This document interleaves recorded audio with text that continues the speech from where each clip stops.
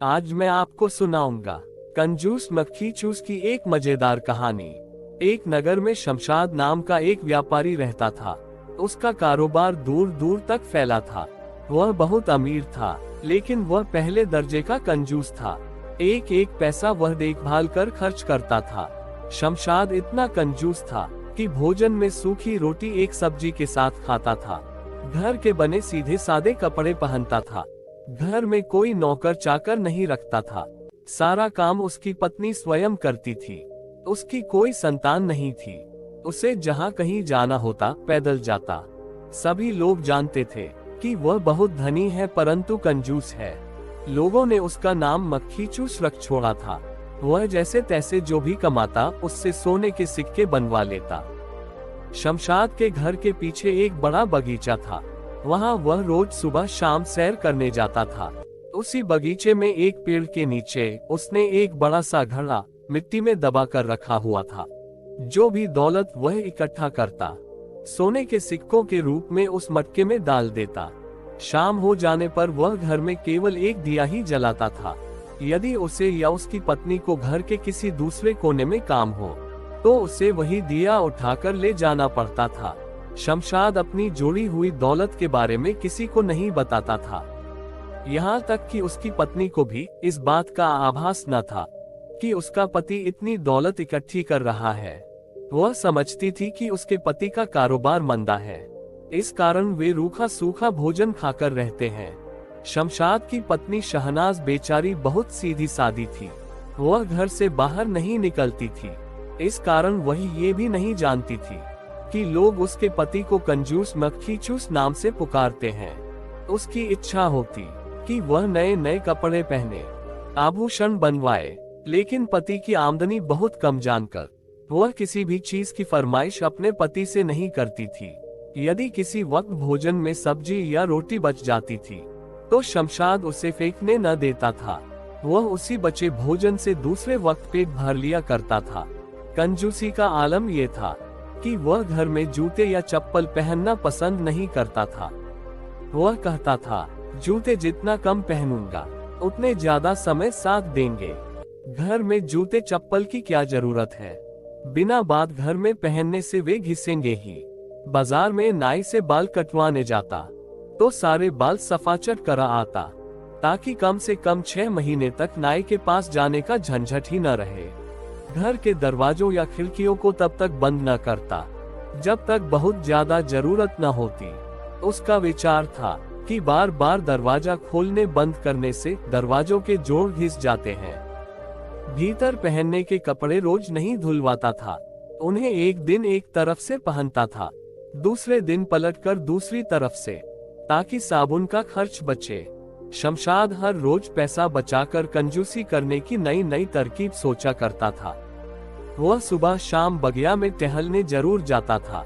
शहनाज सोचती थी कि शमशाद अपनी सेहत बनाने की खातिर बगीचे में जाता है, परंतु शमशाद का कुछ अलग ही मकसद होता था। वह लगभग हर रोज धन रखने या उसे देखने के लिए जाता था। यदि संभव होता तो उन सिक्कों को गिन कर भी आता था। यदि कभी जल्दी में होता तो जमीन से मिट्टी हटाकर मटके में रखी अशरफियों को निहारता, फिर बंद करके चला आता।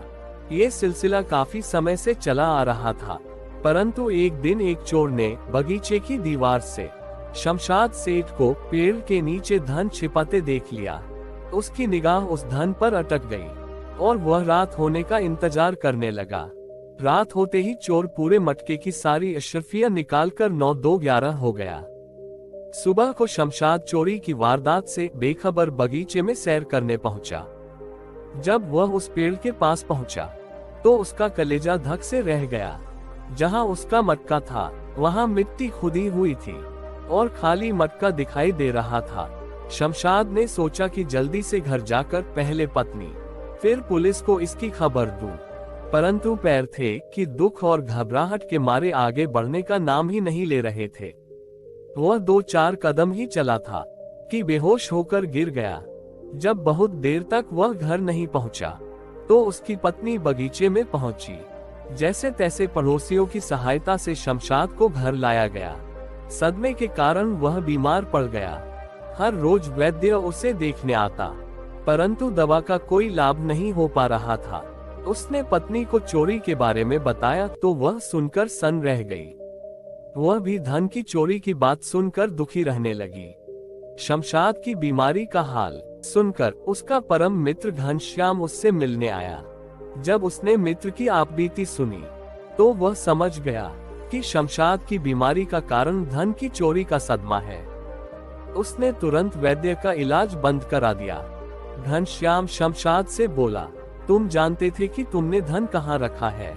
ये बताओ कि तुम उस धन को क्यों इकट्ठा कर रहे थे? शमशाद बोला, अपने लिए। घनश्याम बोला, अपने लिए? अपने लिए कैसे? तुम अपने लिए तो धन खर्च करते ही नहीं थे। शमशाद बोला, अपने भविष्य के लिए धन जोड़ रहा था, ताकि जब मैं बूढ़ा हो जाऊं तो वह धन मेरे काम आए, और यदि इस बीच मुझे कोई संतान हो जाए तो संतान को मेरी संपत्ति और खजाना मिल जाए। घनश्याम बोला, जब तुम इस उम्र में उस धन का उपयोग नहीं कर रहे थे तो बुढ़ापे के लिए उसका मोह कैसा? अच्छा, अब मेरा कहना मानो और भूल जाओ कि तुम्हारा धन चोरी हुआ है। जैसे रूखा सूखा खाते थे वैसे ही खाते रहो, जैसे सादे कपड़े पहनते थे वैसे पहनते रहो। शमशाद जल्दी से बात काटते हुए बोला, ये कैसे हो सकता है? मेरा धन तो चला ही गया, मैं कैसे शांत रह सकता हूँ? घनश्याम ने एक बार फिर अपने मित्र को समझाने का प्रयास किया।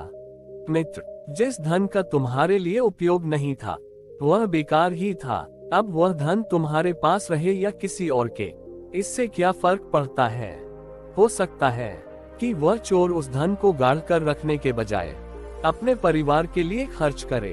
अब तुम ये सोचो कि धन वही मटके में रखा है, और यदि पहले जैसी जिंदगी बसर करना चाहो तो वैसी जिंदगी बसर करो, और यदि तुम्हें इस चोरी से कुछ शिक्षा मिली हो तो आगे से जितनी कमाई करो अपने व भाभी के सुख के लिए उस धन का उपयोग करो। कल का क्या भरोसा? पहली बात तो तुम्हारी संतान ही नहीं है, यदि हो भी तो तुम क्यों उसके लिए जोड़ जोड़ कर स्वयं को दुख देते हो? संतान लायक होगी तो खुद ही कमा कर खा लेगी। मुफ्त में मिली दौलत से तो संतान बिगड़ जाती है और उस धन को अयाशी में बर्बाद कर देती है। शमशाद को मित्र की बात समझ में आने लगी। धीरे धीरे वह चुस्त और स्वस्थ हो गया। उसे समझ में आ गया कि जो मजा खर्च करने में है वह जोड़कर रखने में नहीं। इसके बाद वह अपनी कमाई से उचित खर्च करके पत्नी के साथ सुख और आराम से दिन गुजारने लगा। धन्यवाद। दोस्तों, आप लोग वीडियो तो देखते हो मगर चैनल को सब्सक्राइब नहीं करते हो, तो आप लोग ऐसा न करें। अगर आप लोगों तक मेरा वीडियो पहुंचता है और आप लोगों को मेरा वीडियो पसंद आता है तो आप लोग चैनल को सब्सक्राइब और वीडियो को लाइक जरूर से करें।